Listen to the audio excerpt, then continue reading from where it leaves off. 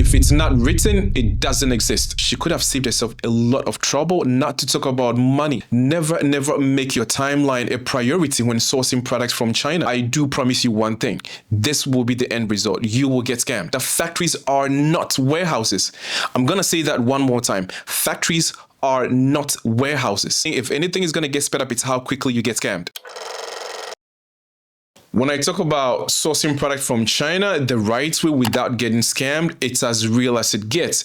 Most people think sourcing from China is just, going on Alibaba, getting a supplier, sending them your money, telling them exactly what you need, they produce it, ship it to you. Now watch this video and let me know what you think.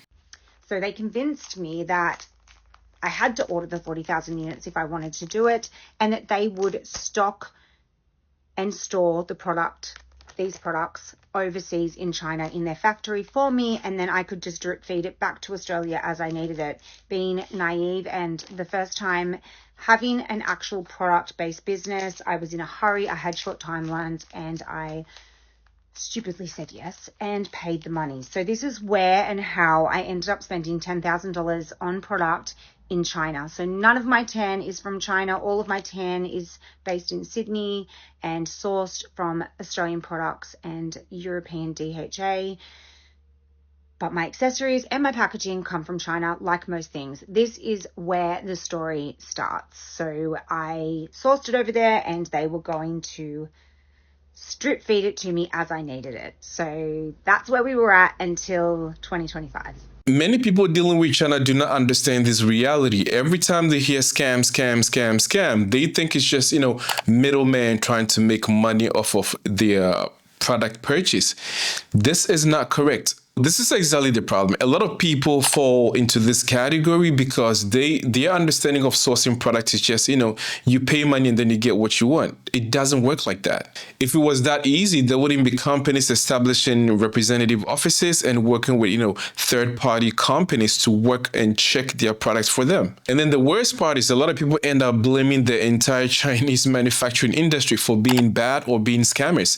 That is totally incorrect, and I think it's actually unfair to the Chinese manufacturing industry. If you do send money to a factory without knowing their background, their history, and their legitimacy, I do promise you one thing.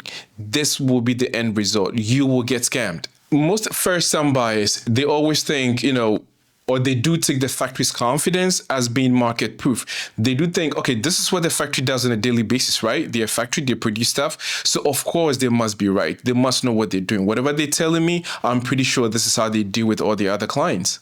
Do not allow the factories to dictate their MOQs and push them on you. Otherwise, you might end up just like the video we saw. You have to understand that you need to find a factory that will produce the quantities that you want. The lady did not really talk about the quantities that she intended to buy initially, but she said the factory told her 40,000 units were their MOQ. If a factory refuses to produce your MOQ or your desired MOQ on your first run, just walk, period. There are tons of factories that can produce your MOQs that you desire. Do not let a factory dictate and push their MOQs on you. Do not accept it because you think you found the best factory and they're telling you 100,000 units. That's our MOQ. So even if you cannot afford that or these are not the quantities that you need, you just take it because the factory is saying, this is our MOQ. Find the right fit for you. So I must say one thing she absolutely did wrong based on the video and what she said in there. She totally let the factory take control of her whole inventory and straight feed it to her without a third-party oversight. Now, think about that. You are trusting a factory you've never met, you've never worked with to take care of your entire production process from production right into inventory and store it and strip feed it to you. I mean, how likely is that? Needless to say, this is a very risky and dangerous move because you need to understand that factories are not warehouses. I'm going to say that one more time.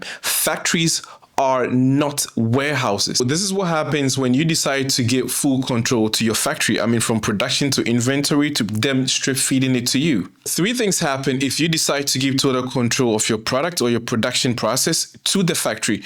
One, you lose control of your inventory. Two, you're going to lose control of substitutions. If there is something wrong with any of the product, whether defected or broken, you will not know. So you lose control of substitutions. How would they replace these things? How do do they replace them? Will they even or actually replace them? 3, you lose leverage once your cash is paid.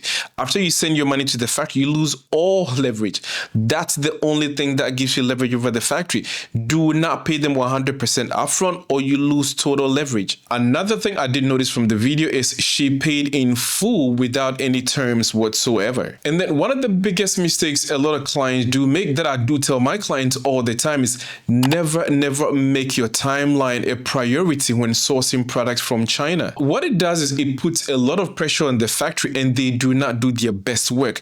They're going to rush your production and it never ends well. This is like rushing out of your door when you have something to do outside. I mean, what are the chances of you forgetting something in the house?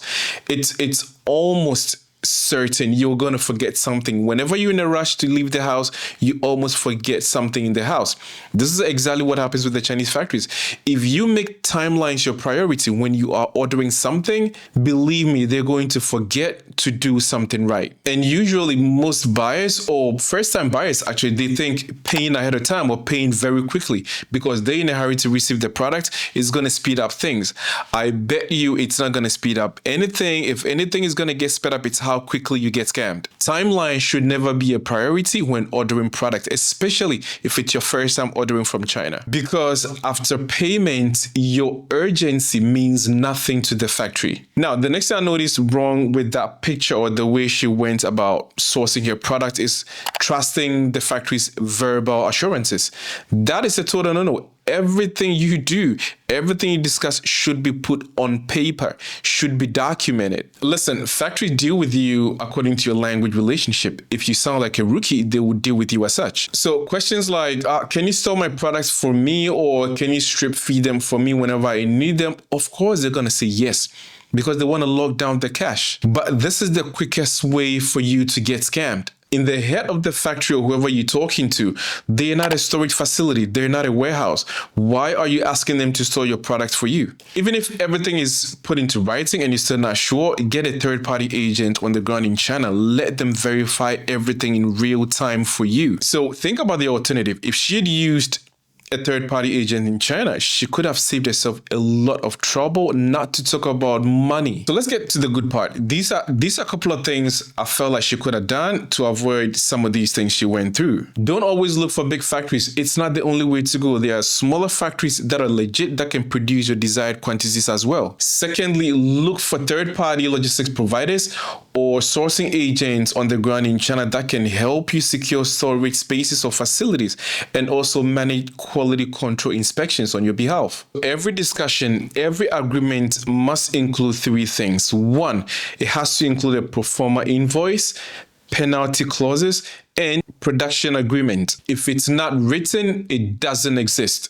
Never allow a factory to hold your inventory for you unless they have these 4 things. Unless you have an independent warehousing contract. Also, your inventory needs to have serial numbers and they need to be counted. Your strip feed or release rules must be written. Your strip feeding or release rules must be put in writing. That means every month, if you expect them to release or send, let's say, 3 boxes of products to you or 10 boxes of product, it has to be put into writing. And monthly photo reports showing, photo or videos, both go a long way. Photos or videos showing that these are your inventory, nobody's touched them, they're secure and they're safe. But the best practice I would recommend, always use a sourcing agent or a 3PL, somebody on the ground who can be your eyes and ears on the ground so you don't get scammed.